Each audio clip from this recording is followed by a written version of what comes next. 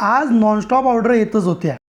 पैसा ही पैसा होगा. नमस्कार, मी महेश पाटील. ये बड़ी अच्छी बात कही आप. आज स्टॉल ओपन करायला थोडा वेळ झाला होता, त्यामुळं कस्टमर येण्याची वेळ पण झाली होती.